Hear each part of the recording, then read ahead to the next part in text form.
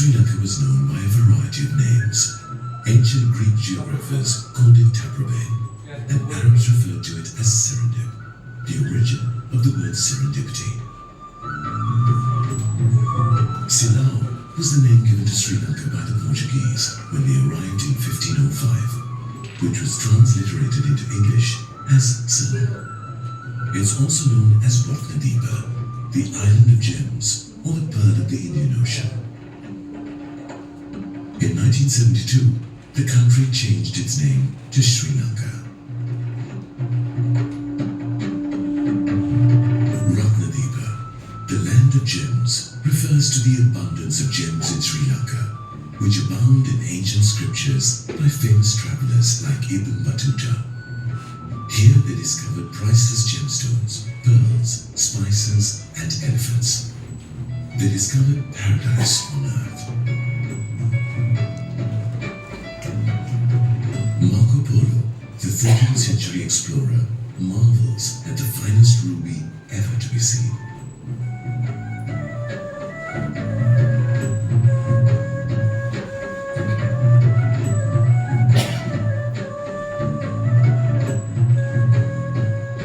In the 19th and 20th centuries, Sri Lanka became a plantation economy, famous for its production and export of cinnamon, rubber, and Ceylon tea, which remains a trademark national export.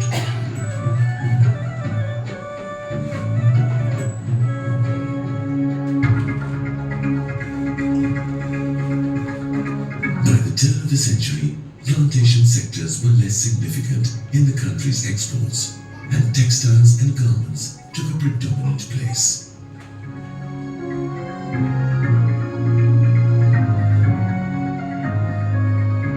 Sri Lanka takes its multicultural heritage somewhat seriously. Many of the festivals and events of one community are shared by the remainder of the communities without rancor or self-consciousness.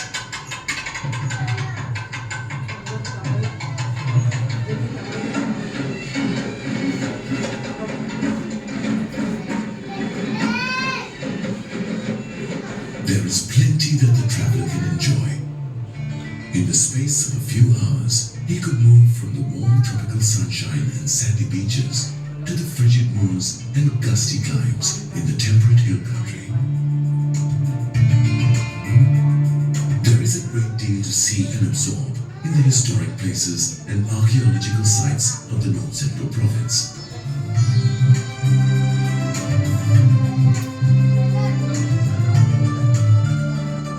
In Sigiriya, there is a fascinating complex of 5th century fresco portraits, which evokes wonder in the eyes of the thousands who visited from all over the world. Here, courtesans display their beauty and serene poise.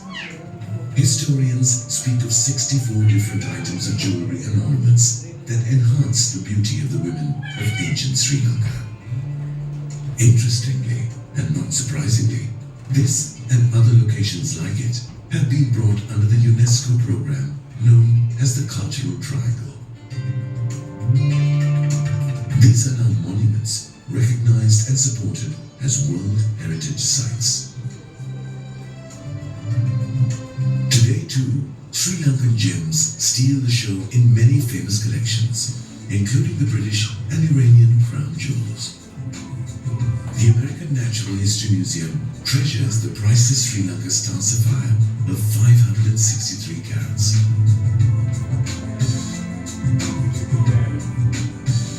There are the common garnets, the aquamarines, the rubies, the star rubies, and the blue sapphires, to name a few gems from Sri Lanka. Sri Lankan gems adorn the Queen of England, Her Majesty Queen Elizabeth II. The late Princess Diana constantly wore a ring set with a splendid blue sapphire from the mines of Sri Lanka.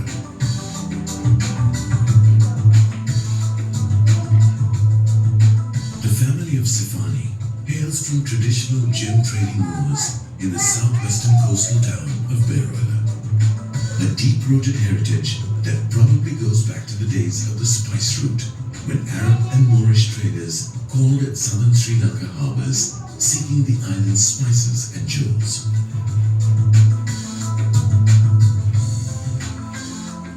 Today, Sifani Jewelers sets these lustrous stones in eye-catching jewellery, which demands skill and creativity. Mining for gems is steeped in ritual and tradition. Gems, like all other precious metals buried under the earth, belong to the Lord of the Netherworld. An auspicious time was chosen for every single act concerned with the mining to take place. From choosing a location and site to cutting the first saw. Instructions and rituals coming down from time immemorial were meticulously followed in every stage. The Bahanvata, or centennial lamps, is set in the four corners guarding the plot. A chant was begun, an invocation to the gods to shield the workers from inherent dangers. These rituals are followed even today. Gacchami, Tatyampi Dhammam Saranam Gacchami, Tatyampi Sangham Saranam Gacchami, Isiritu Bhagavaram Samma Sambuddho, Vidya Sarana Sampanno Sugatu Rupavidu.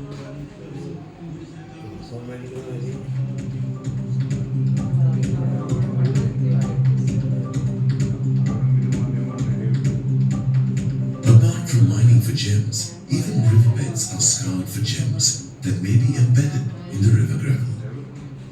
Once the veins likely to contain gems are found, the gravel and sand from them are brought up. This gravel and sand is washed using a huge cane basket specially made for the task. Washing the gravel is both a science and an art and demands skill, strength, and a keen eye to spot the stones likely to be of value. For the untrained eye, a raw gemstone is no different from another pebble or stone.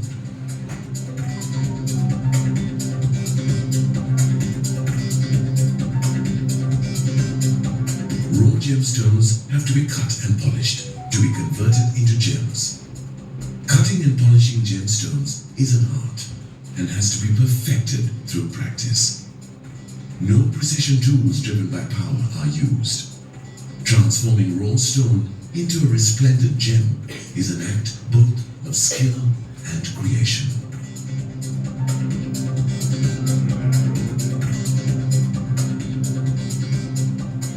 Setting these different stones in eye-catching jewelry demands skill and creativity.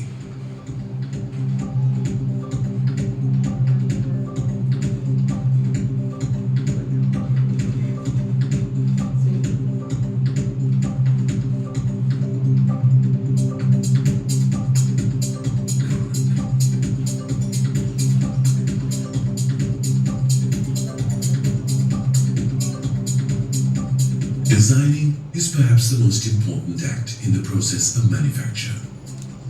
Tastes differ and fashions change. Designs can be traditional, modern, simple, or exotic.